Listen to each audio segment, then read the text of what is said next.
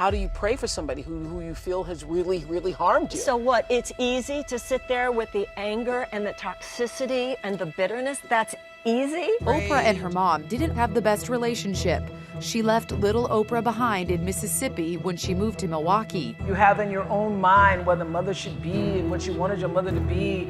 And in many cases, your mothers and your fathers can't be what your ideal is. What do you think is the biggest gift that you've given your daughter? I loved her the way that she loves people now. We didn't have a strong relationship. She never knew me. She never really knew who I was. The love that we're seeing Oprah give the universe really was born out of your love for her. Right. My mother and I had a complicated relationship. It wasn't until I became the famous Oprah Winfrey that I felt that she was even interested in seeing me. I remember the first night entering into that house and being told that I wouldn't be able to sleep with my mother and I wouldn't be able to sleep inside the house. It was because of the color of my skin. I don't know how I knew that, but I did. I went through a real period of self-discovery because you have to find other reasons for appreciating yourself. It's certainly not your looks.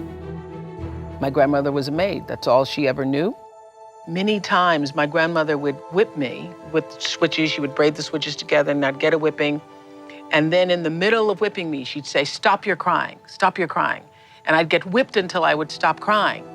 And then afterwards, she would say, "You better wipe that pout off of your face. You better put a smile on your face." So you'd have to now act as though the beating that you just had didn't happen. I realized that that pain of not being able to express the emotion, that would be a huge pain body that I would end up carrying. When I was separated from my grandmother and sent to live with my mother at 6 years old, I suddenly land in a place that's completely foreign to me. I don't know anybody. I don't really even know my mother. I walked into that space feeling completely alone and abandoned with no explanation of why I was being sent away.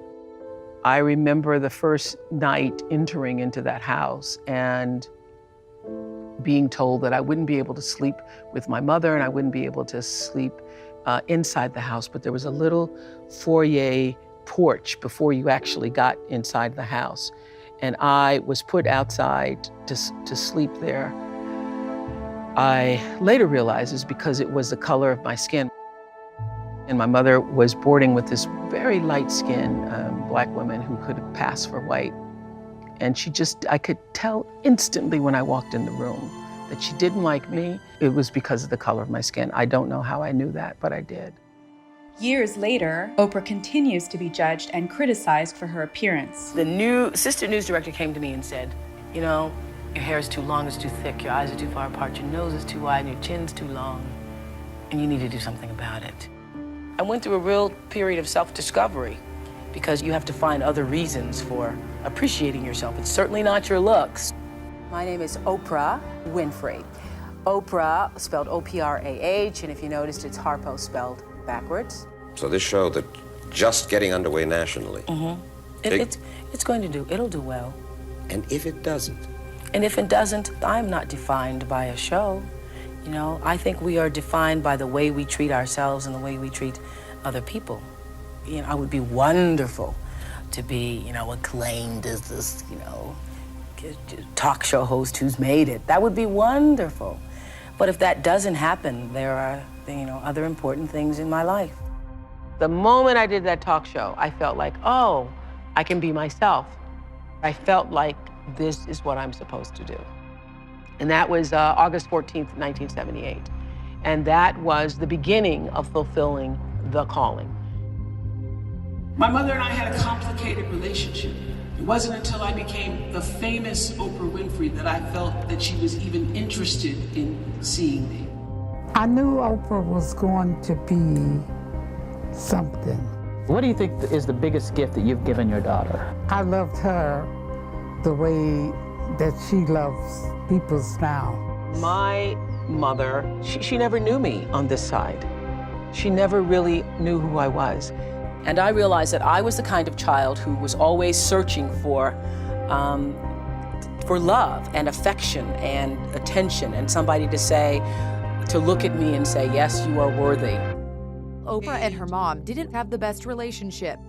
Years later, we're shocked to learn that Oprah had a half-sister, Patricia Lee, whose existence had been kept secret from Oprah. Why didn't you want to own up to it? Well, because I thought it was a terrible thing for me to do, that I had done, gave up my daughter. You have in your own mind what a mother should be and what you wanted your mother to be. And in many cases, your mothers and your fathers can't be what your ideal is. Isn't that correct? Yes, because they were broken when you got them. There are people amongst us like you and like me and many people in this room who are voluminous. We are 10-gallon people. But we may have been born into families of people who have pint capacities. When you are a 10-gallon person and you want love, you want it on a 10-gallon level. But a pint person, they could be giving you all that they have, sincerely giving you everything, but it doesn't fill you up because you're bigger than that.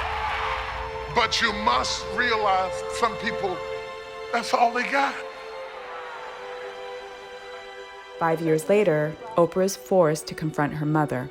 My mother was dying.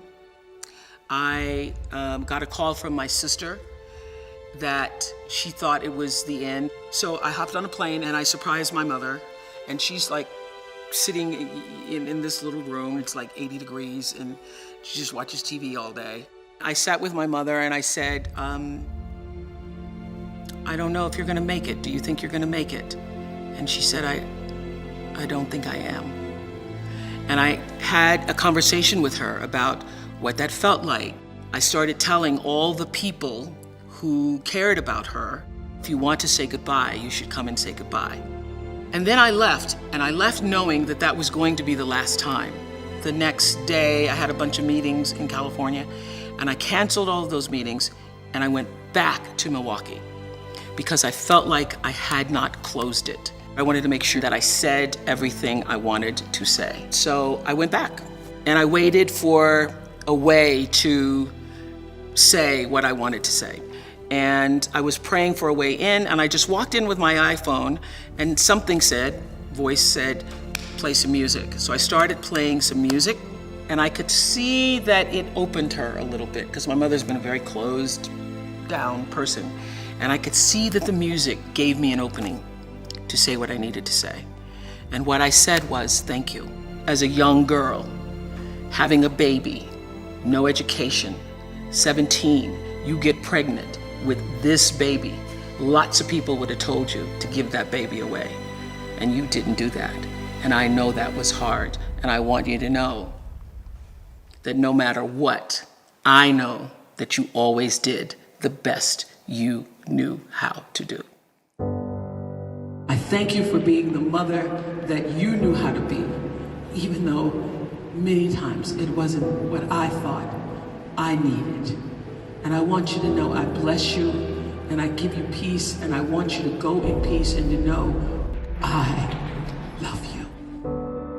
I would say to anybody, say the things that you need to say while the people are still alive, so that you are not one of those people living with regret about what you should have said. Forgiveness is giving up the hope that the past could be any different. You think forgiving means accepting what has happened to you. Well, it is accepting that it has happened to you. Not accepting that it was okay for it to happen. It is accepting that it has happened. When I got that, I think it took me to the next level of being a better person, because I don't hold grudges for anything or any situation, and neither should you. It's letting go so that the past does not hold you prisoner. Forgiveness is like medicine that can heal your pain, it can bring you peace, and ultimately, this is what we want for all of you, to be free. To be free. If I had held on to all the things that happened to me in my childhood and in my life, I wouldn't be standing here today. We were taught to think that it is powerful to hold people hostage with what they did wrong, that that's your power, that's how you get back. No, I didn't forget it, and I'm strong, and I'm tough. But it takes more strength to forgive than it does to be vengeful and angry. Forgiveness does not exonerate the perpetrator.